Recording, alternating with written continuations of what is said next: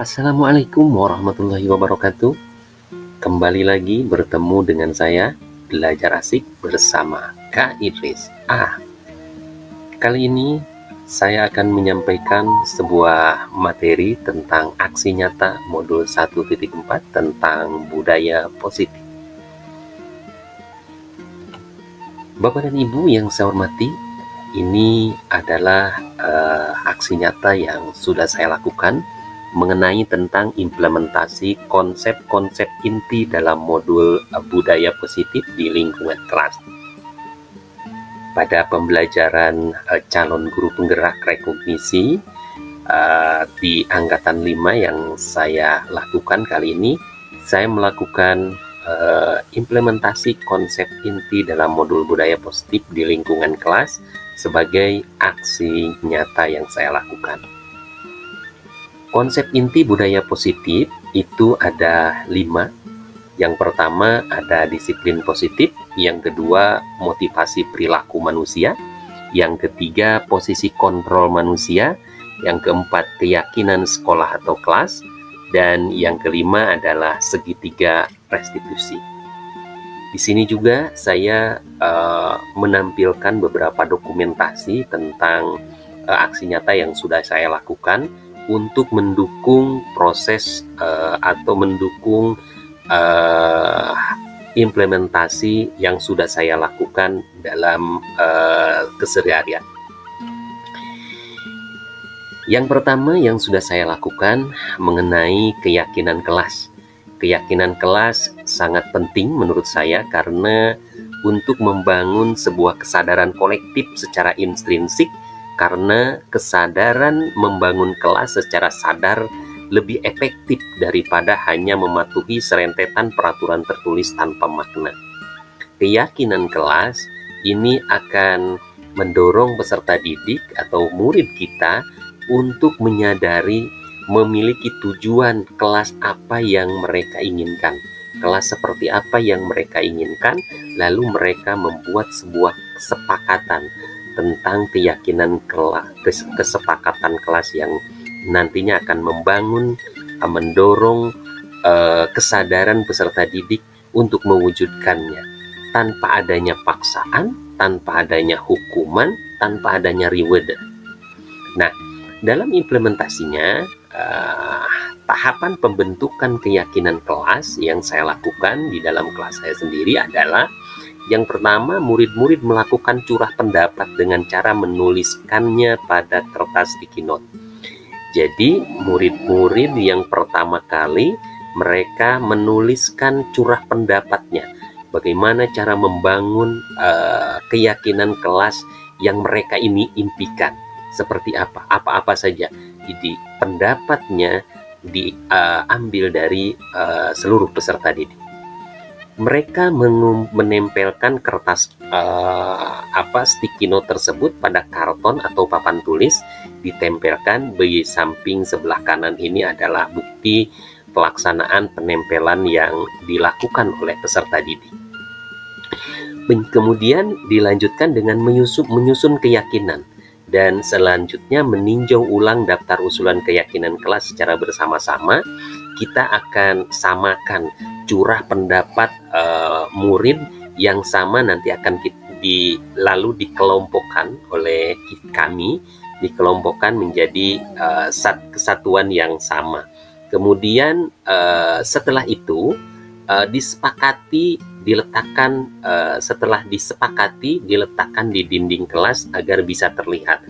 Kemudian kami buat dengan menggunakan Canva bersama-sama dengan anak. Kebetulan saya melakukannya di kelas 5 sekolah dasar, dan anak-anak kami sudah mampu membuat Canva, sehingga kita buat keyakinan kelas ini menggunakan Canva bersama dengan anak-anak. Selanjutnya, saya juga melakukan aksi nyata diseminasi budaya positif dengan komunitas praktis. Dalam melakukan diseminasi ini, saya melakukan kepada guru-guru rekan sejawat di SDN Paku Jajar Cipta Bina Mandiri sebagai sekolah tempat saya bertugas sendiri, di mana di Paku Jajar ini ada 30 guru yang terlibat dalam pendidikan di SD Paku Jajar, sehingga kami mengundang komunitas belajar di SDN Paku Jajar ini untuk menerima materi desiminasi tentang budaya positif yang saya lakukan. Kebetulan pada saat itu adalah IHT Kurikulum Merdeka, sehingga di dalamnya saya selipkan materi tentang budaya positif, sehingga guru-guru juga mendapatkan feedback dan manfaat yang lebih besar.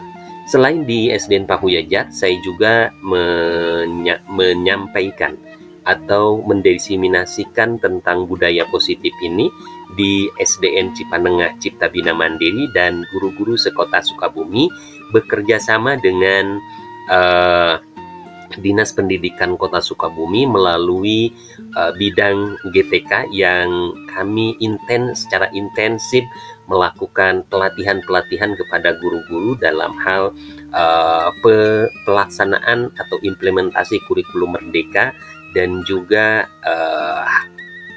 teknik-teknik pembelajaran di dalamnya, termasuk membangun budaya positif, keyakinan kelas, pembelajaran berdiferensiasi, dan lain sebagainya.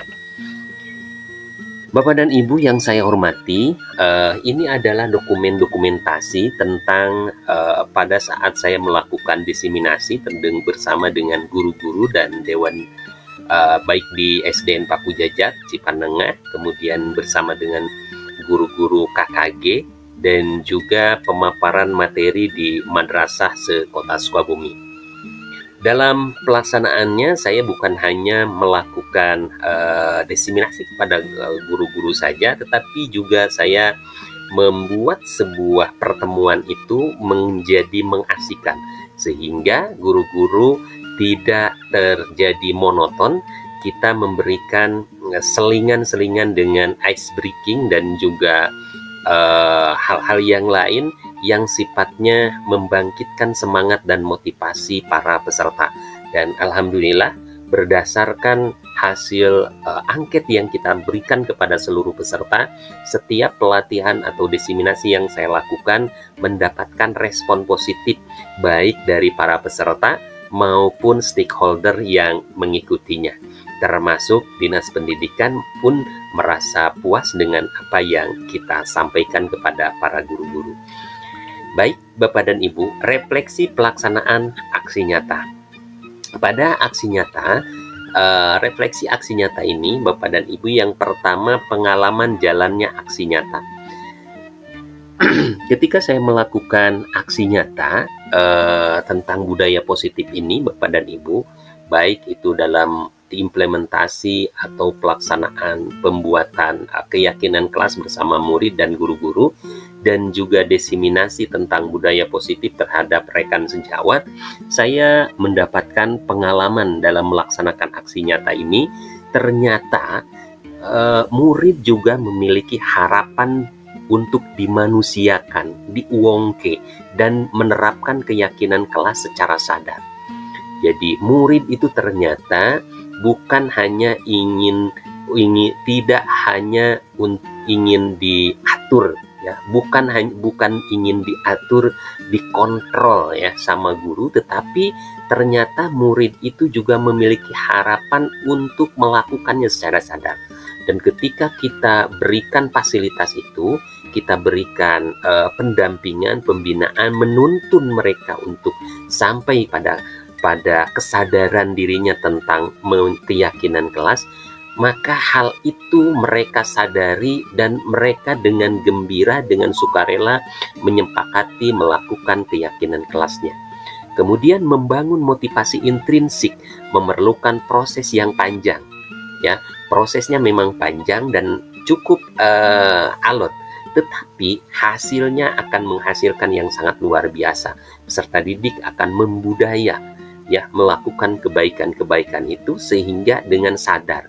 Dan inilah yang paling penting, sehingga ada atau tidak ada guru, ada atau tidak ada yang mengawasi, murid sudah membudaya melakukan perilaku-perilaku yang positif, baik itu tentang sampah, tentang sikap, dan lain sebagainya yang sudah diyakini melalui keyakinan kelasnya. Dan inilah yang paling efektif menurut saya. Kemudian murid-murid perlu dibangun kesadaran intrinsiknya berdasarkan keyakinan kelas yang disepakati sebagai tujuan bersama. Melakukannya dengan penuh kesadaran mencapai tujuan bersama bukan hanya karena paksaan. Selanjutnya, emosi-emosi yang dirasakan selama aksi nyata. Saya merasakan senang sekali dan bahagia dan tertantang untuk memfasilitasi guru dan murid dalam mengubah paradigma dan cara berpikir tentang murid dan budaya positif. Mengubah paradigma guru dari konsep lama menuju hal-hal baru dalam hal memanusiakan manusia itu memang tidak mudah, tetapi hasilnya sangat memuaskan. Inilah emosi yang saya rasakan, rasa tertantang dan ingin memfasilitasi guru-guru untuk terus mengubah paradigmanya menjadi lebih baik lagi.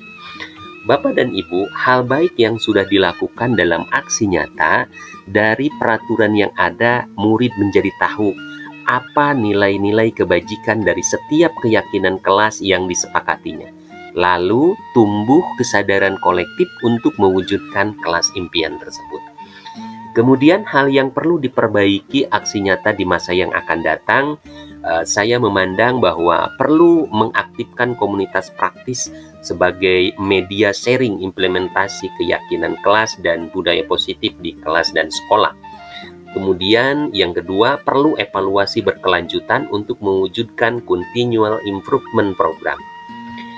Kemudian selanjutnya Bapak dan Ibu, keterkaitan terhadap kompetensi dan kematangan diri pribadi.